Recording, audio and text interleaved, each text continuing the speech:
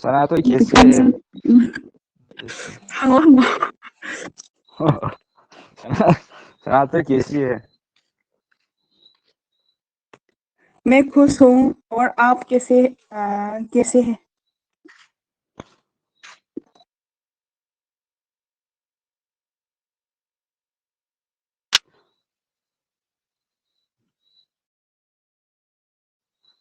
मैं ठीक हूँ. ꯔꯤꯁꯤꯀꯥꯟꯇꯒ ꯖꯤꯗꯥꯟꯒ ꯍꯪꯅꯕꯤꯔꯛꯑꯣ.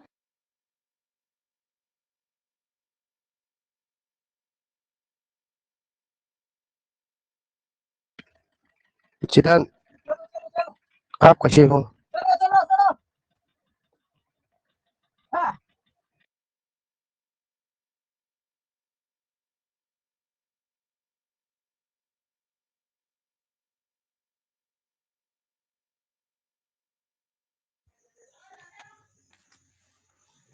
और आप कैसे?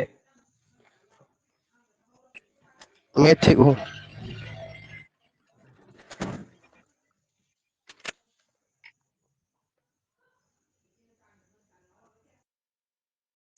ꯗꯥꯏꯅꯥꯒ ꯂꯣꯌꯥꯉꯝꯕꯒ ꯍꯪꯅꯕꯤꯔꯛꯑꯣ.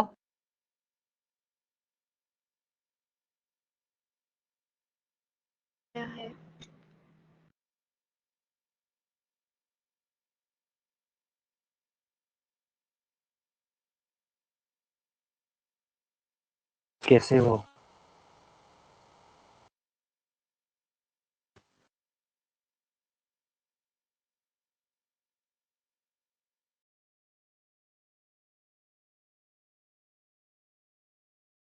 ꯗꯥꯏꯅꯥ ꯈꯨꯝꯕꯤꯔꯛꯑꯣ.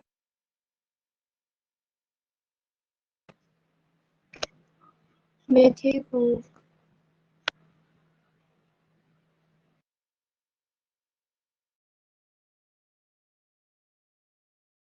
ठीक है. ꯑꯗꯣ ꯀꯩꯅꯣꯁꯦ ꯂꯣꯌꯥꯉꯝꯕ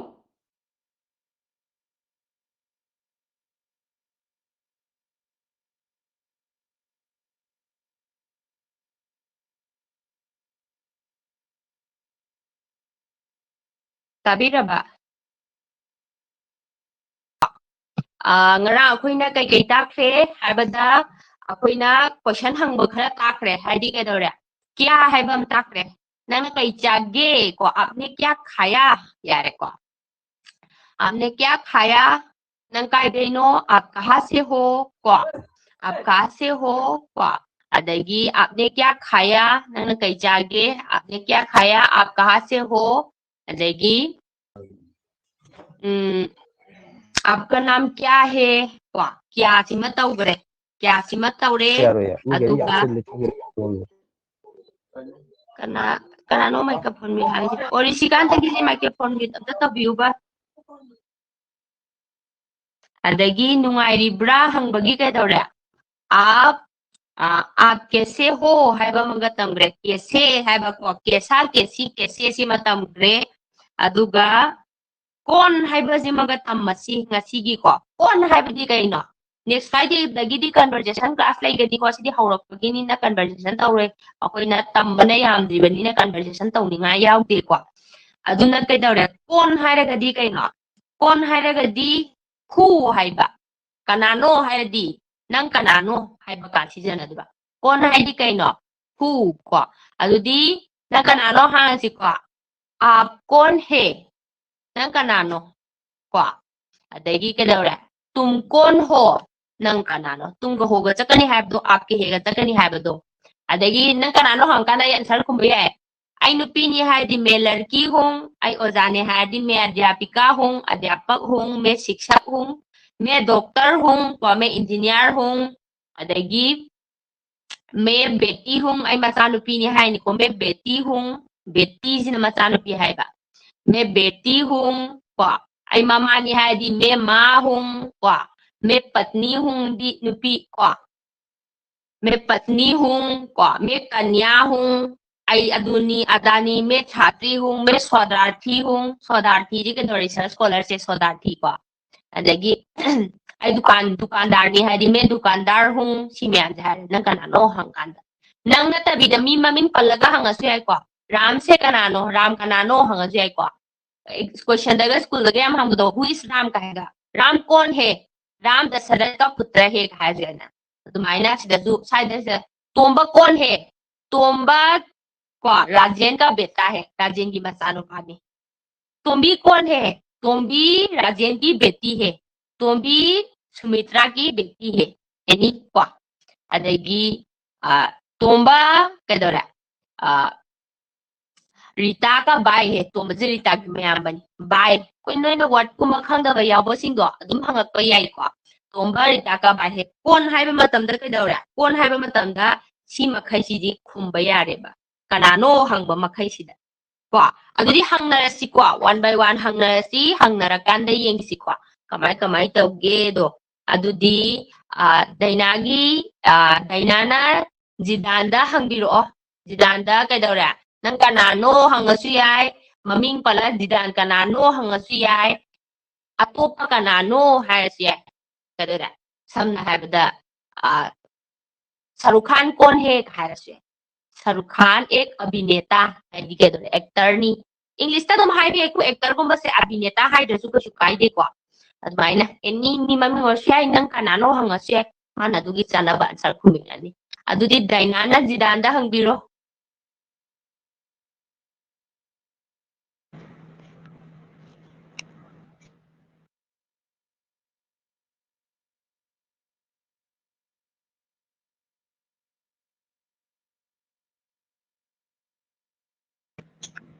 आप कौन है हंगबिरो हंगबिरो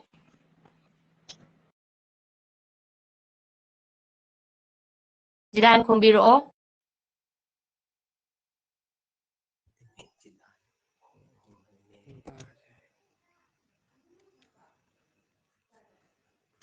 मैं जिदान है मैं जिदान हूं को मैं जिदान हूं हाइगदौनी को यारे जिदान अमुक दैनादा हंगबिरो तुम कौन है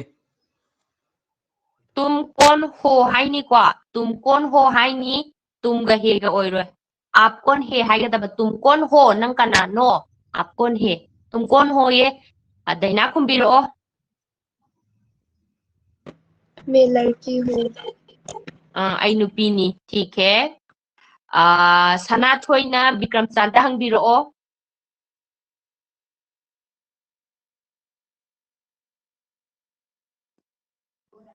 तुम कौन हो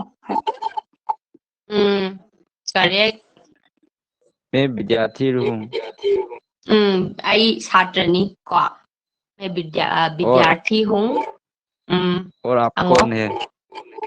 आप कौन है कनानो सना थोइ कनानो सना थोइना कनानो ये मैं आपकी दोस्त हूँ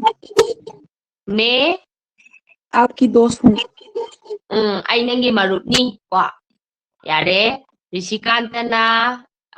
बिनारानीदा अमुक हंगबिरो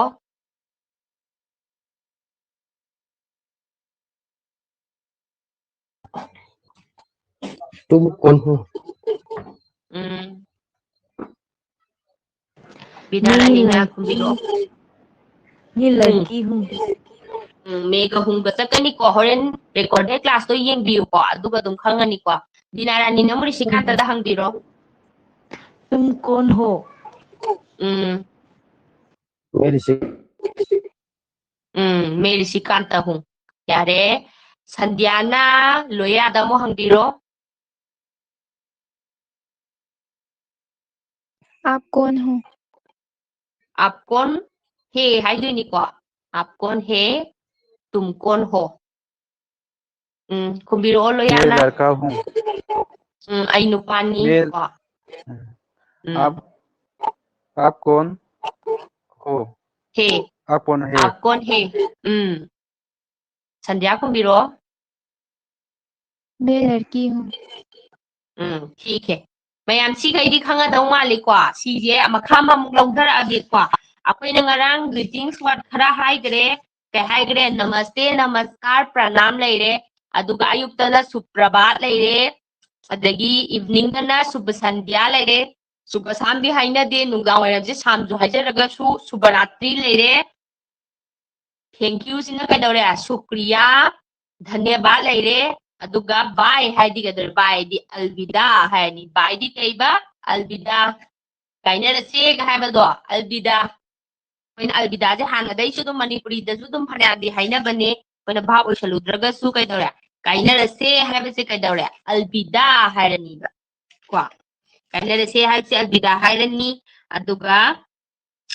वेलकम गुमा हाइरगना स्वागत स्वागत हे से सिजनगनी मरकता स्वागतम जो सिजननी को कमल्ली वारी वता शाबददी स्वागत स्वागत हे जे सिजननी हाइबनी को अदुगा बाय अलविदा लेरे को अदुगा कंग्रेचुलेशन जिगा तमसे मयाम से कंग्रेचुलेशन पिना नबा कंग्रेचुलेशन जी कदौरे बधाई हो फिल्म मम थोपदो बधाई हो फिल्म लेबदो माइना बधाई हो मीन्स कंग्रेचुलेशन मुबारक हो ना नोइना मत आरमनी मुबारक हो हाइबनेबा मुबारक हो जे मणिपुर भाषा अखोय अतोपा लोनी मीना पाबा काना मुबारक के हाइस ओ ना पागे खो ना पाएबा मुबारक हो हाइगदमनेबा सेंगली मुबारक हो हाइरदी केदा मुबारक हो हाइरदी कंग्रेचुलेशन अदे केदौरे अखोइना सिना कमली सीजन इसे बधाई होगा मुबारक हो सिगा सीजन अने दुगा केदौरे अखोइना कुम्हाई गुम्बा थोपदा मिंगोंदा विश पीबसे सिसिना कंग्रेचुलेट तौबा विश ओइना हाइबजी केदौरे मीना विश ओइना नंगी अफबता ओइसनो गुड विशेष पीबसे केदौरे शुभकामनाएं हाइनिबा समना दिवाली की नुंगाइबे अफब पिना बिबो ओइसनो गा हाइरदी कमा हाइनि दीपावली की शुभकामनाएं हाइरनी अदे केदौरे दुर्गा पूजा की शुभकामनाएं को अदगी निंगोन चाकौबा की शुभकामनाएं को निंगोन चाकौबा की शुभकामनाएं अदुगा अदि जन्मदिन की शुभकामनाएं हारसु याई को अदो जन्मदिन की बधाई हो हारसु याई जन्मदिन मुबारक हारसु याई अदो मुबारक सिटी केदौरे अखोना मासे केदौरे कइनो उर्दू लैंग्वेज ओइबनिना हिंदू की लाइगुंबगी हापा कांदा सिजननादे लाइगुंबगी हाय कांदादी शुभकामनाएं सिलो सिजनरानी को अदुगा बधाई होगा मुबारक अदी डायरेक्ट कंग्रेचुलेशन नी अदुगा शुभकामनाएं इसना वेल विशेस को good wishes for you well wishes का हाइबजिंग दुनी को नुंगाय फबता वर्सनो अदगी न्यू ईयर की शुभकामनाएं पिरसु याय बधाई हो पिरसे को नए साल की शुभकामनाएं नए साल की बधाई हो को अदगी के दौरान होली की शुभकामनाएं स्मा हाइदिबा अदुदी मी अमदा नोय लोइनमा अमगा कंग्रेचुलेशन तौनरसी को अदुदी बर्थडे की शुभकामनाएं हाइजे को जन्मदिन जे बर्थडे हानि जन्मदिन की दी करंग कइने हाइग्रे का की को के जे गी जन्मदिन को ओ अमतंगाई को आई अंगामते एप्रूव तौजगिगे को थोइबसे एप्रूव बेक अमतंग चतदी याररोय आई क्लास अमतंग तौगे अदुगा यारे को अदुदी के दौरे जन्मदिन की शुभकामनाएं को जन्मदिन की शुभकामनाएं अदगी के दौरे ईद मुबारक शुभकामनाएं को नंगी जन्मदिन की सामने एग्जांपल लोइना इन हायसी ऋषिकांता को जन्मदिन की शुभकामनाएं को संध्या जन्मदिन मुबारक अदगी डाइना जन्मदिन बधाई हो शादी मुबारक शादी की शुभकामनाएं शादी की ढेर सारी बधाई हो को बधाइयां हाइबसु यारकनिसिदि मखन मखन ने अहमद खराना तमगा मखन मथे नो सोनजि दुदि अखोयना तमसि को अदुदि विसे अमगा पिनादा बिदम मथंग पिरसि को एनी विश बर्थडे गिरा बर्थडे हाइबिरो बर्थडे सी जन्मदिन हाइनी को नोइना कुमाई मेमिंग दो हाइनिंग बलेसु दगी निंगोन जाकौबा हाइबियाई इत हाइबियाई कुमाई एनी कुमाई ममम पल्लगने आई मथंग ममिंग हाइरके अमना अमदा दुबिरो हंगनदाबी सोमाई हंगनदाबी परिंग छाना चथैगि बि अमुक तौसि को अदुदी ऋषिकांतना संध्यादा कइनो अमा पिरो कंग्रेचुलेशन अमा पिरो एनी पोरंगी बर्थडे गी ओरसु अदगी केदौरे एनी न्यू ईयर ओरसु अदे होली ओरसु कृष्ण जन्म ओरसु एनी पोरमगी पिबिरो ऋषिकांतना संध्यादा पिबिरो संध्याना मु दैनादा पिरकनी को हंगबी नते मथंग हाइनगिबिनी ꯅꯤꯉꯣꯜ ꯆꯥꯛꯀꯧꯕꯒ ꯃꯨꯕꯥꯔꯛꯁꯦ ꯅꯤꯉꯣꯜ ꯆꯥꯛꯀꯧꯕꯒꯤ ꯀꯩꯗꯧꯔꯦ ꯅꯤꯉꯣꯜ ꯆꯥꯛꯀꯧꯕꯁꯦ ꯀꯩꯗꯧꯔꯦ ꯁꯤꯗ ꯅꯪꯅ ꯋꯤꯁ ꯅꯤꯉꯣꯜ ꯆꯥꯛꯀꯧꯕꯒꯤ ꯀꯪꯒ꯭ꯔꯦꯆꯨꯂꯦꯁꯟ ꯐꯣꯔ ꯅꯤꯉꯣꯜ ꯆꯥꯛꯀꯧꯕ ꯍꯥꯏꯕꯗꯤ खितंग ꯆꯥꯅ ꯐꯥꯠꯇꯦ ꯑꯩꯅ ꯍꯥꯏꯕꯗꯣ ꯕधाईꯒ मुबारकसे congratulationने नुंगाई याइफबा पिनबीरी हाइदी wish कुंबा तौरबा नंगना कइदौरे निngोन चाकौबना लाकपसिदा नुंगाई याइफबा ओइरसनुना wish common wish कुंबगी मोंग ओइरगदि कइदौरे शुभकामनाएं हाइबिरोबा निngोन चाकौबकी बधाई हो या मुबारक हाइदबिदा कइदौरे शुभकामनाएं जिनंगना अनि बधाई होगा मुबारक सिदी डायरेक्ट congratulation गी ओइबको अदुगो शुभकामनाएं सिना कइदौरे नंगना wish पिबदो हाइबदि कइदौरे मतम पुबदा नुंगाई बोर्सनो निngोन चाकौबगी नुंगाई याइफबा पिनबी बोर्सनो अदुगुंबा हाइबदो अदुगा होली की बधाई हाइबदि याइ को अदुगा होली लापसिदा नुंगाई याइफबा ओइरसनो नो पिनिंगदि शुभकामनाएं अमु हाइदो यारेको अदुदि हाइबिरो 시간다 아무까 ꯅꯤꯉꯣꯜ ꯆꯥꯛꯀꯧꯕꯒ ꯁꯨꯛꯀꯥꯝꯅꯩꯌꯦ निngोन चाकौबकी शुभकामनाएं ठीक है म्यूट थम्बिरो संध्या मु हाइबिरो कइनोदा दैना ममिंग कौरकांदा जन्मदिन हाइरसु याइको अदगी सालगिराना एनिवर्सरी जन्मदिन हाइना बर्थडे को यारे हाइबिरो डायना जन्मदिन का शुभकामनाएं जन्मदिन की शुभकामनाएं जन्मदिन की बधाई हो जाए जन्मदिन मुबारक से डायनाना बिना रानी दा मुहाइबिरो बिना रानी दिवाली की शुभकामनाएं शुभकामनाएं दिवाली की शुभकामनाएं ठीक है कइनो हाइबिरो बिना रानी ना अमु जिदान दा हाइबिरो Lina New Year की शुभकामनाएं न्यू ईयर की शुभकामनाएं या न्यू ईयर से नए साल है को न्यू है दी नए साल है दी चाहिए नए साल की शुभकामनाएं अदुमाय है बिरो दी दा है बा हेंगनबा Daina नए साल की शुभकामनाएं शुभकामनाएं शुभकामनाएं इंग्लिश दा इसनिंगगदि को सुम नोट कुंबा तौनिंगगदि स्पेलिंग हाइपेट तौरके को शुभकामनाएं दी SUBHKAM को NI शुभकामना NAY को E IN नदी E को इंग्लिश दा इराकांदा अखोइदी अदमाइनी इरोसि अखोइदी पाबा थोंनबा इसी ये दंगी YE दंगी रेलुशन शुभकामनाएं यो इकांददि को YEIN गा लेरमगनी बा हिंदी दा जिदान मु हाइबिरो जिदान सनाथुइदा शुभकामनाएं पिबिरो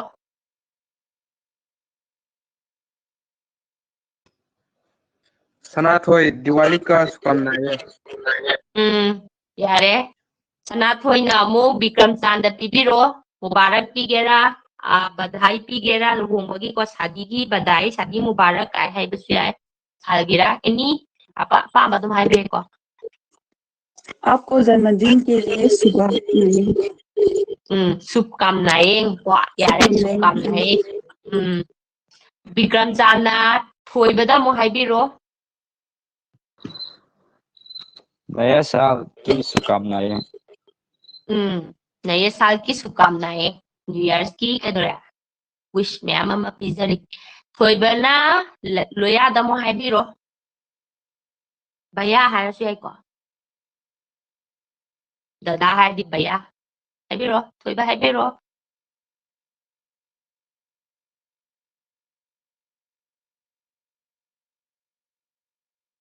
म्यूट हांबिरो ताबिब्रो थोइबागा लोयागा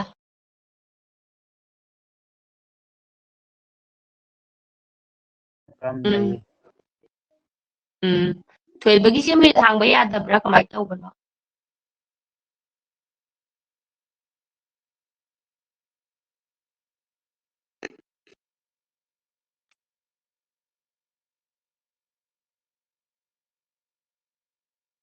यादिए मिसे लोयाम तो तक्पियुदना कइनोसे कइनो हांगोसे म्यूट हांगोसे उन्ना लेब्रा लेतब्रा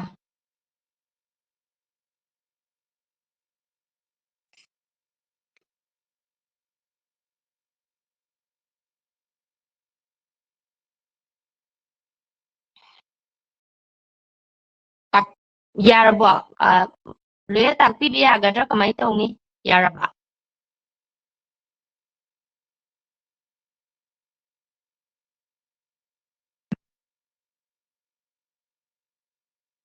ꯄꯥꯔꯃꯤꯁꯟ ꯍꯪꯕꯤꯕ꯭ꯔꯥ ꯌꯦꯡꯉꯣꯅ ꯍꯥꯏꯔꯤꯁꯤꯀꯣ ꯊꯣꯏꯕꯒꯤ ꯌꯥꯔꯦ ꯌꯥꯔꯦ ꯊꯣꯏꯕꯒꯤ ꯚꯤꯗꯤꯑꯣꯁꯨ ꯍꯪꯉꯛꯑꯦ ꯑꯗꯨꯒ ꯃ꯭ꯌꯨꯠ ꯌꯥꯔꯦ ꯑꯗꯨꯗꯤ ꯍꯥꯏꯔꯣ ꯊꯣꯏꯕꯁꯨ ꯁꯨꯀꯥꯝꯅꯌꯦꯡꯂ ꯃꯨꯕꯥꯔꯛꯂ ꯑꯃ ꯄꯤꯕꯤꯔꯣ ꯀꯨꯏꯁ ꯑꯃ ꯄꯤꯕꯤꯔꯣ ꯈꯣꯠꯂꯣꯏꯌꯥꯗ ꯄꯤꯔꯛꯑꯣ ꯄꯤꯕꯤꯔꯣ ꯚꯩꯌꯥ ꯍꯥꯏꯔꯁꯨ ꯌꯥꯏꯀꯣ ꯕ꯭ꯔꯗꯔꯒꯨꯝꯕ ꯁꯨꯀꯝꯅꯥꯌꯦ ꯅꯤꯉꯣꯜ ꯆꯥꯛꯀꯧꯕꯒꯤ ꯁꯨꯀꯥꯝꯅꯌꯦ ꯏꯀꯦ ꯁꯨꯀꯝꯅꯥꯌꯦ ꯃ꯭ꯌꯨꯠ ꯑꯣꯐ ꯇꯧꯕꯤꯔꯣ ꯍꯣꯔꯦꯟ ꯑꯗꯨꯝ ꯍꯥꯏꯅꯤꯡ ꯀꯥꯟꯗ ꯃ꯭ꯌꯨꯠ ꯊꯝꯕꯤꯔꯛꯎꯀꯣ ꯏꯀꯦ ꯇꯣ ꯃꯌꯥꯝ ꯈꯪꯉꯅꯤꯀꯣ ꯑꯗꯒꯤ ꯑꯔꯥꯏꯕ ꯍꯥꯟꯅ ꯇꯝꯈꯤꯁꯤꯀꯣ ꯈꯔ ꯂꯥꯏꯅꯕ ꯍꯥꯏꯗꯤ ꯁꯠ ꯂꯧ ꯂꯨꯁꯤꯜꯂꯛꯇꯅꯕ ꯑꯗꯒꯤ ꯑꯩꯈꯣꯏꯅ ꯌꯦꯁ ꯍꯥꯏꯅꯤꯡꯉꯕ ꯌꯦꯁ ꯍꯥꯏꯅꯤꯡꯉꯒꯗꯤ ꯍꯥ ꯍꯥꯏ ꯅꯣ ꯍꯥꯏꯅꯤꯡꯉꯒꯅ ꯀꯩꯗꯧꯔꯦ ना और नहीं ना ओनली एन ना हिंदी दना मयेक ना और नहीं अदुदी केदोला आइने संध्या कने तुम्हारा नाम घर में तोंबा है हारगदी संध्या नंगी युमदा नंग मिंजे तोंबा कौवे हारबा आई ममिंजे तोंबा कौरमद्रबा संध्या ना कई खुमकनी नहीं मेरा नाम तोंबा नहीं मेरा नाम बेबे है अमा मोइना कौबा मा लेदना अबे है अदु हारकदबा कौरमबा आइना हंगबसिदा चानारमबा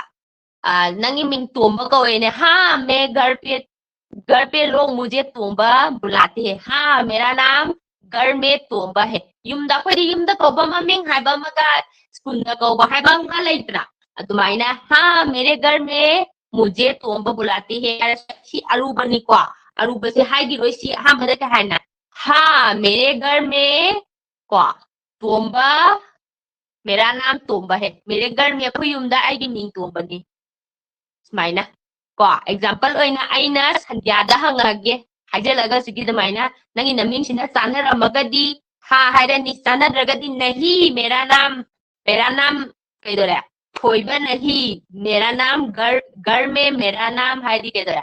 घर में हाइदी युमदा हाइबनी को मया घर में हाइबदी कैनेबा युमदा हाइबा घर में मेरा नाम अबे है तोंबी है सना है एनी क्वानो एरमबदो हाइबिरो को ट्राई तौरगे येंसी को संध्या घर में तुम्हारा नाम थोइबी है मिस की तो फजना तादरे ताद्रबा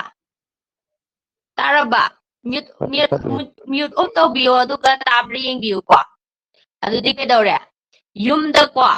अखोइना हंगोसे युमदा नंगी मिंगसे थोइबा कौब्रा तोंबी कौब्रा हाइरनीबा कौरगना हा हाइरनी कौद्रगना ना हाइरगा नत्रगना ही हाइरनी कौवे हाइरगदी आइंगोंदा हंगेने संध्या इन एग्जांपल ओइन हंगेने संध्या घर में तुम्हारा नाम थोइबी है हाइबको संध्या घर में तुम्हारा नाम थोइबी है हाइ कासिद माइ मम्मी जे थोइबी जे कौरमबा अदुदी हा घर में मेरा नाम थोइबी है में यार कौरमद्रबा नहीं घर में मेरा नाम थोइबी नहीं है तोंबी है तोंबीनी है तोंबीनी ना हाइबिरकदबा अदुदी यादद्रा ट्राई तौसीको संध्यादा हंगगे को एग्जांपल हाना नत्रगा आई केनोदा हाना हंगगे लोयादा हाना हंगगे को लोया घर में तुम्हारा नाम तोंबा है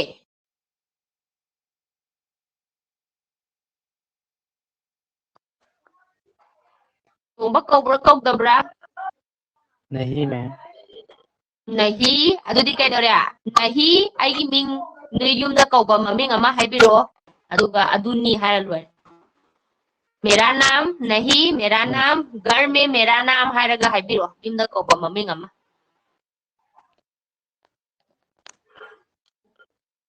मेरा नाम लोया है लोया हूँ घर में मेरा नाम लोया है घर में लोया लोया ngamba namang ni mamiंग निदना घर में मेरा नाम लोया है खंगनिद्रा खंगद्रा हमें ओके म्यूट थंबीबे यारनिको आई संध्यादा मु हंगकेको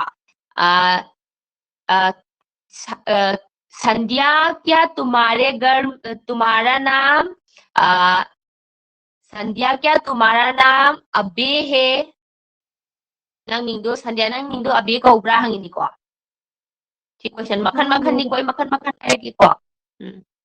हाँ मेरे घर में अभी है ai gitu Thuibi chana mi ko ha mere घर में मेरा नाम Thuibi है hai de ba मेरा नाम hai bi ko ai gi ming Thuibi ko we na ha mere घर में मेरा नाम Thuibi है hoi yum da ai gi ming Thuibi ko we hai ni ko hayeng si se hi khare yam tam jala kan da hai ra kan da di ke dore Thuibi ni dang khuma ko ya ra ka doi ni nang ming yum da Thuibi ko bro hoi ko we dang ha lo shin bi ya de hauji ki di adumai hai gi lo si sang na hai gi si maram di hai na ba kona di tian hai ra ka doi ni ko smai mak ti hai roi hai di smai mak di wo sentence ma si mak ti hai roi ko adu di ai daina da mo hang jar ke ko daina क्या तुम्हारे घर में को तुम्हें चौबी बुलाते हैं चौबी को चौबी बुलाते हैं से कौवे है बने बुलाते सीजन नजर होएगी कितंग लाइव हम होने सीजन रखे अखोई ना हुदिक तम बदल का सीजन है आगे दो इन्हें खलगा दैना क्या तुम्हारे घर में तुम्हारा नाम चौबी है नहीं मैम मेरे घर में मेरा नाम थोई है नहीं है नहीं मैम घर में मेरा नाम थोई है ठीक है यार को स्माइल ना ओइरमगना आई पंगाई हाइजलकदोइनी को मखन को हाँ बीना रानी क्या घर में तुम्हारा नाम अबे है हाँ मेरा घर में मेरा नाम अभी है हाँ ठीक है तो जिदान ये मुहायरागी को जिदान क्या तुम्हारे घर में तुम्हारा नाम अबुओ है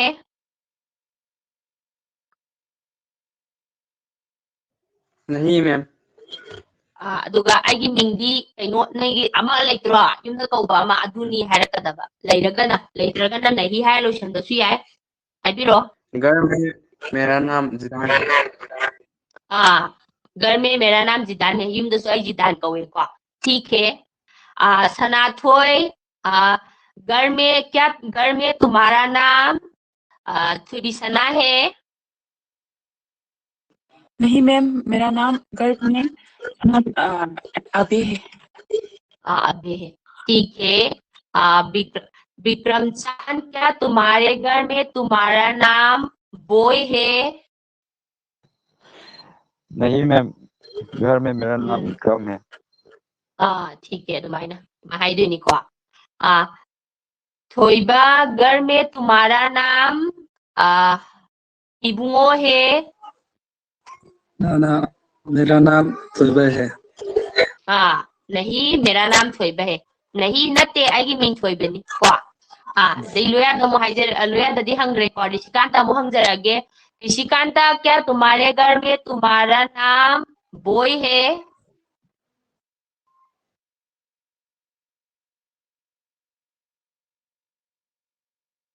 अभी बड़ा ऋषिकांता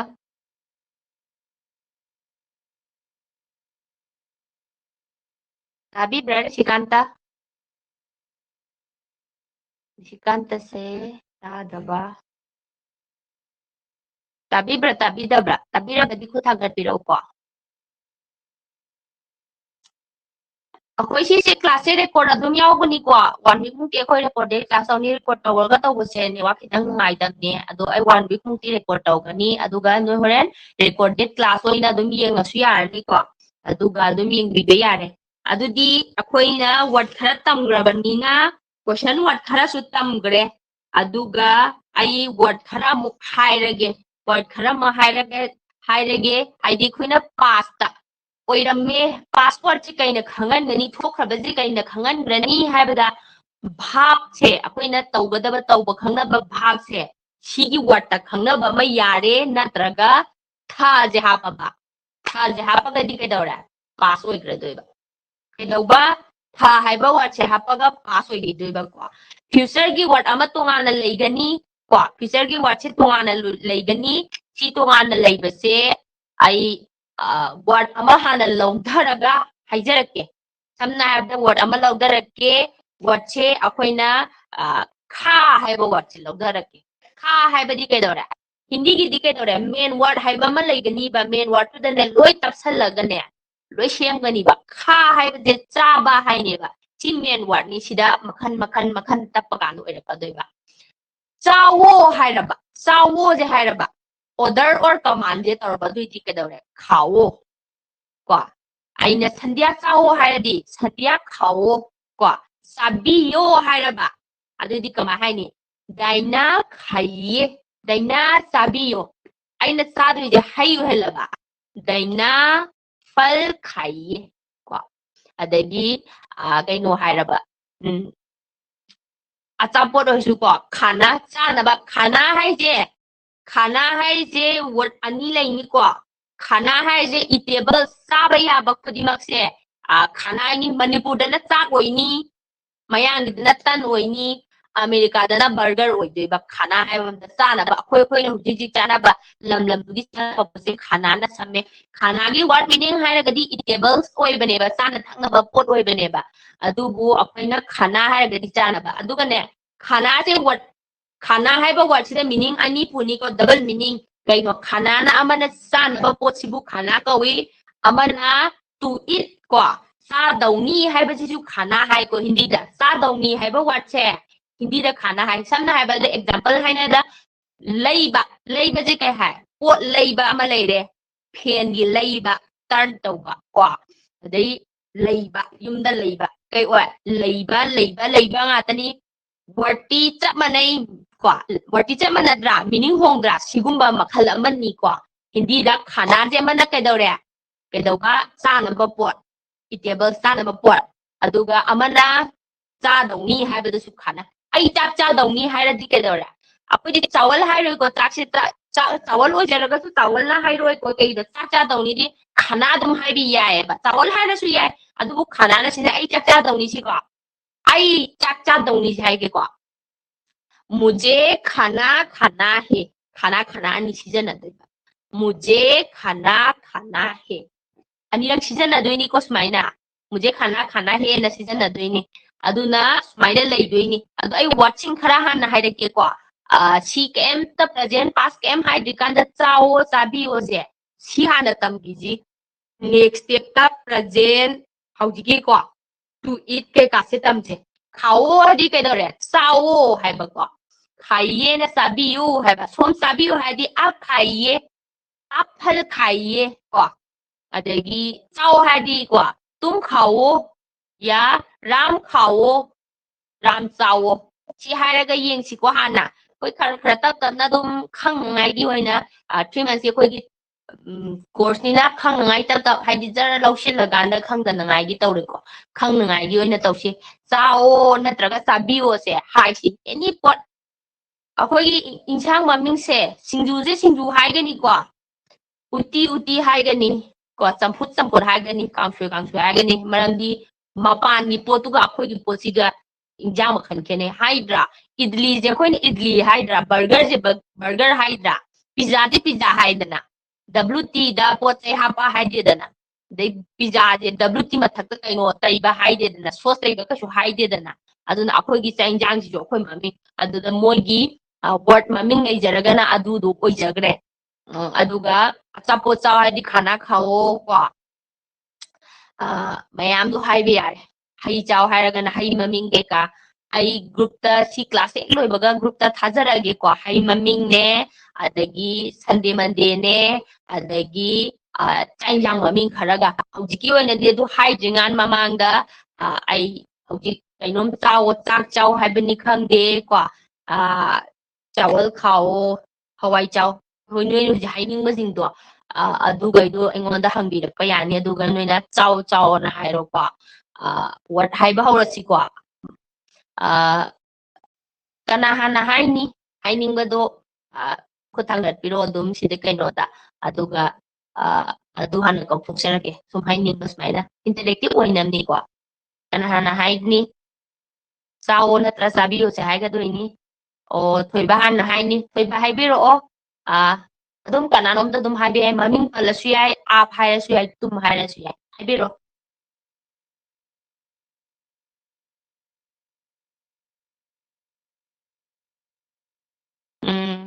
haibiro thoiba haibiro mi hangaga haibiro Haibiro. banana खाओ Ha. banana Lafo को हिंदी haidoi से natra. लफो लफो Kela. Kela. Kela. पेला Kela. Kela. Kela. सनाथोय Ay. सनाथोय केला खाओ सनाथोई केला खाओ यारे ठीक है बहुत अच्छे को बहुत अच्छे याम फजरे को याम गुड ओइरे हाइनी को आई सी हेक लोइबगा थाजरके को काउदबिदा अदुगा आई सी हेक लोइबगा बेसिक खरा थाजरके नेक्स्ट कना हाइनी कना हाइगनी अदुम हेन रेस्ट तबिरपे याय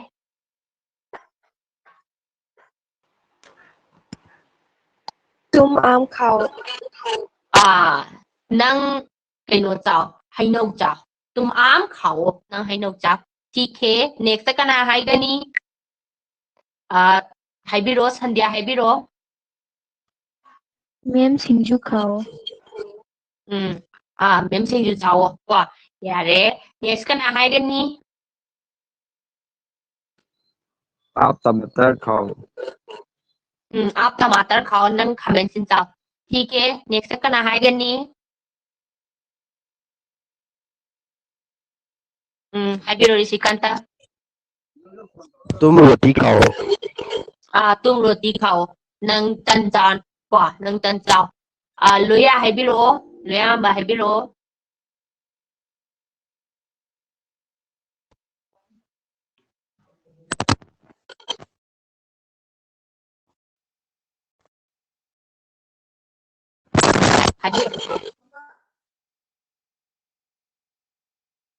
हाइबिरो लोया हाइबिरो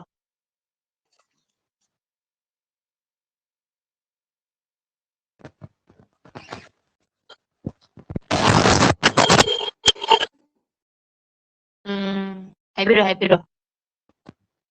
खोंबगी type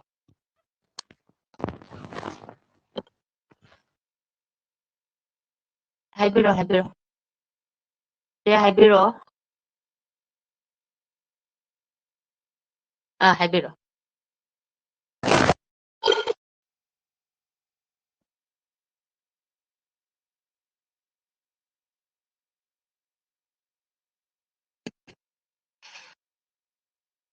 earpiece kuma hapibra earpiece hapagadi earpiece to lawtho haibiyuko aduga yabasu yawbani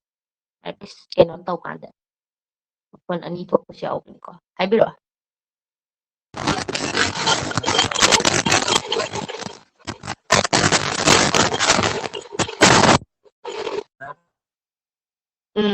khitang tare tap tap lama tai earpiece kuma hapiradi earpiece to lawtho haibiyuko तुम खाना तुम कई बा तुम तुम खाना खाओ तुम खाना खाओ नंग चak charo haini ko manipur da chak charo चादब चाथो हाइनी अदुगा Hindi दना तन चारो हाइगिनी अमेरिका दना बर्गर चाव हाइनी चाइना कोरिया गुमदना चाव नूडल्स चाव हाइगी दोइनी को ठीक है नेक्स्ट कना हाइगनी तुम चावल खाओ तुम चावल खाओ ठीक है जिदान को चाक चारो हाइरे को अदगी कना हाइगनी नेक्स्ट सनाथोय हाइरागेरा सनाथोय हाइबिरो मैम आप पनीर खाइए आप कई बा पनीर खाइए पनीर चाबियो ठीक है बिनारानी हाइबिरो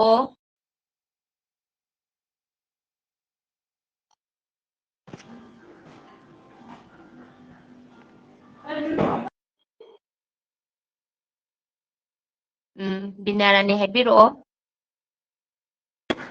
मैम आप अंगूर खाओ अंगूर चाव हाई निको मैम अंगूर चावो हाई ठीक है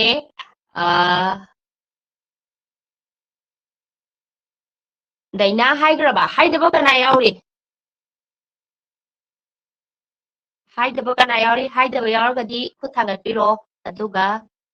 लोय हाइरगदी यारे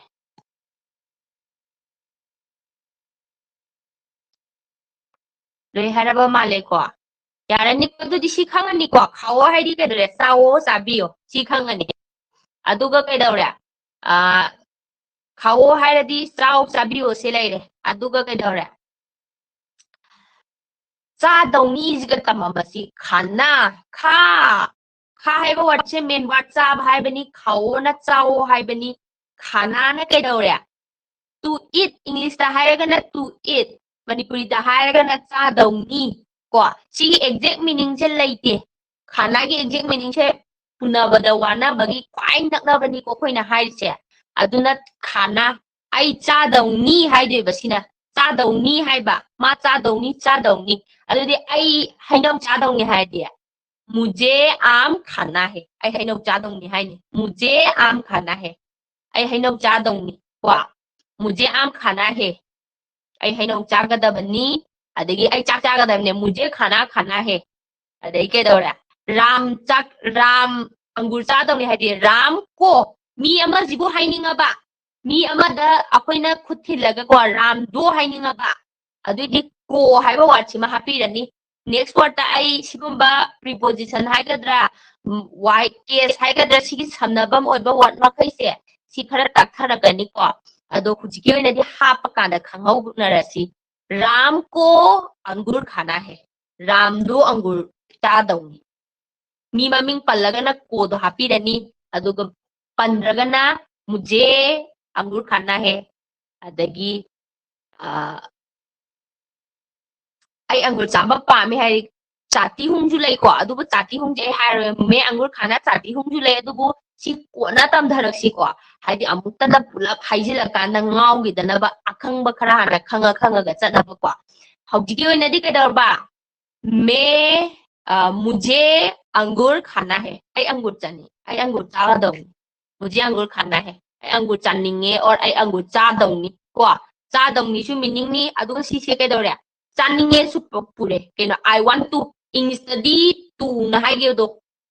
टू को I want to eat हाइदेने I want to eat grapes हमने to eat को to eat सिनेबा इंग्लिश तना केदरे to ओइदेबा to eat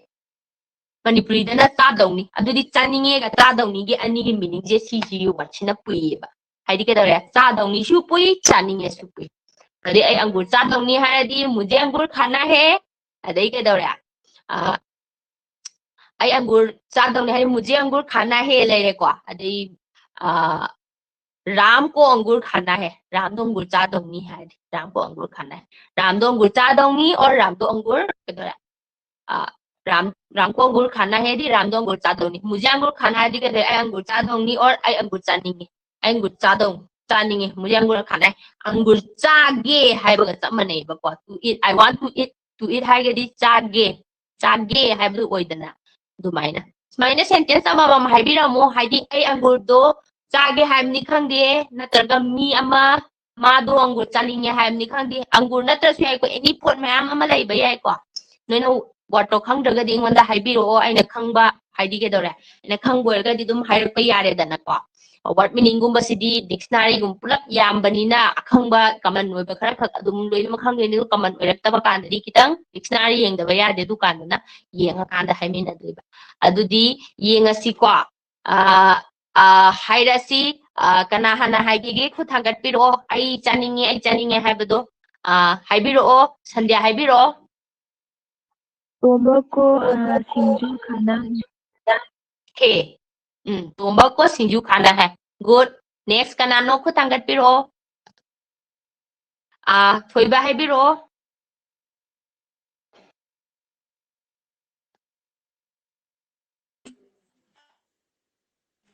थोइबा हाइबिरो मुझे अंगूर खाना है आई अंगूर को आई अंगूर चानिंगे और आई अंगूर चादौनी आइना मीनिंग अनि हाइगिबदो नेक्स्ट ता मुखु थांगटपिरो दैना हाइबिरो मुझे चावल खाने हैं आई चाक चानिंगे नेक्स्ट ता कना हाइगनी हाइबिरो हाइबिरो मुझे खाना है आई चाक चानिंगे ठीक है नेक्स्ट ता कना हाइगनी लोयाम हाइबिरो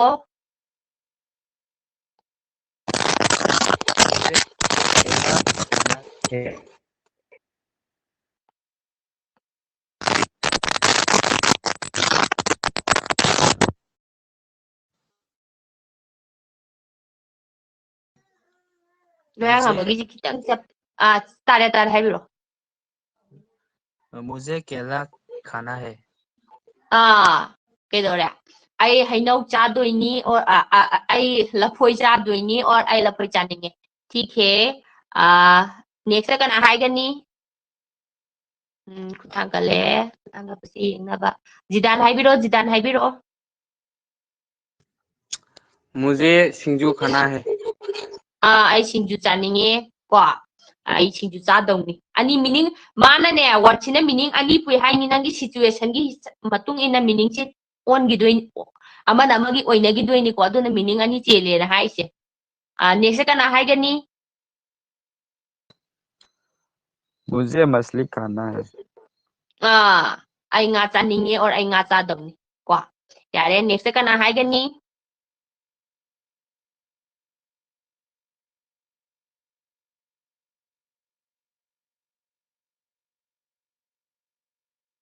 next kana haigani kaino haibiro Rishikanta haibiro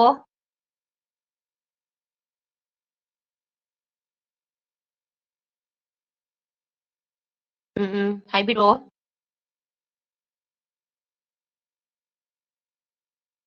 Rishikanta haibiro मुझे सिंजू खाना है मुझे सिंजू खाना है सिंजू चादोनी बिनारानी haibiro मुझे आम खाना है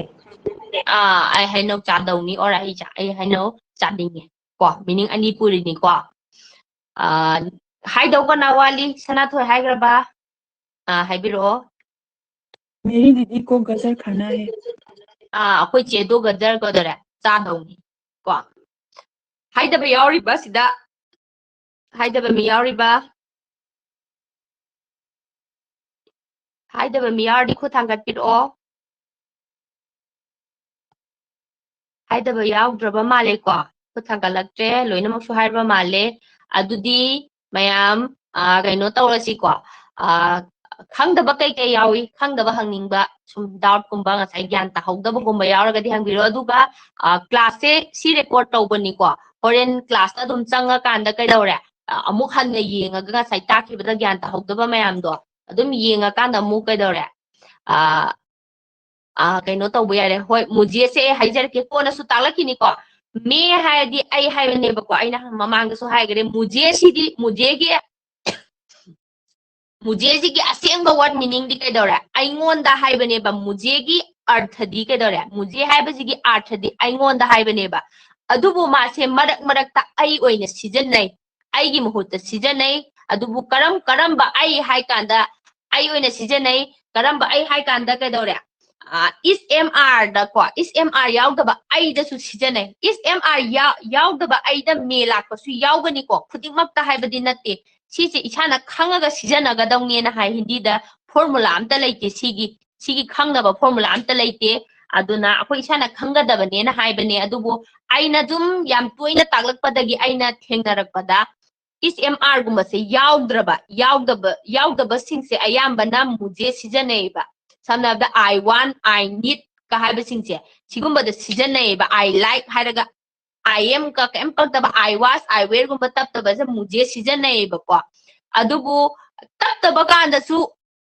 me sijanaba yaureba sidi ayambana budi muje sijanai marakta me sijanaba su dum yaurakani adubu noina khangadab sigumba je yaudaba matamda word khara dum laigani muje je kam ka sijanagani se hayeng mathang takthara kanda kai daure karam bada sijannarakani se bhab adum lakani ko aduga ismr guba kaino da yaudaba da su ayambana sijanarani meje marakta aduda sijannarakpasu yaubudi yawi adubu ayambana di ismr yaudaba I like you I want you I want apple I want adu ada mayam haiba singse sigumba da sijanarakadoini ko adudi yarani ko mayam adudi asi class e loishalasi ko तो आज का class यही समाप्त करते हैं सभी को शुभ रात्रि आज का क्लास कैसा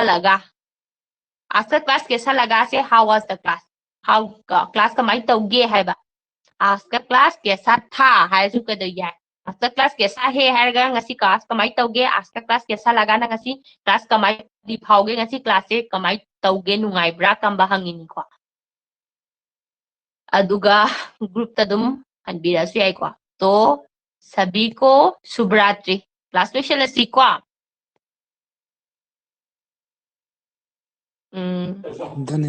शुक्रिया मैम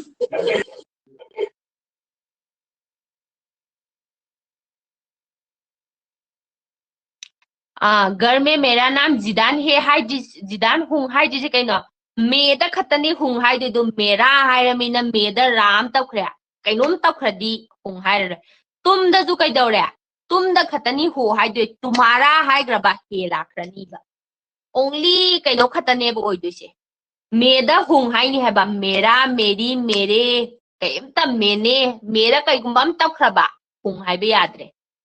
मागी मतुंग इना हे हाइबे यारकनी था हाइबे यारकनी मखन मखन लाखरनी ओनली मेदा खतंग हुंग को अदुगा तुमदा खतंग हो को तुमदा खतंग हो तुम्हारा लाखरबा तुम्हें तुझे कैका लाखरबा केम तपसनग्रबा ओ लाखा यादरे हे माय मतुंग इना होंगनी यारे को दीदी अदुम क्लास कईनो ngasai ताखिबसिंगदुदा कईनो तौबो ओइरगदी दुम रिकॉर्डेड क्लास ता यंगबिरो को तो सभी को शुभ रात्रि धन्यवाद हारा लोइसल्लसि मैम सस हाइना रो मित हांगतोगा दुम यारे शुभ रात्रि। धन्यवाद।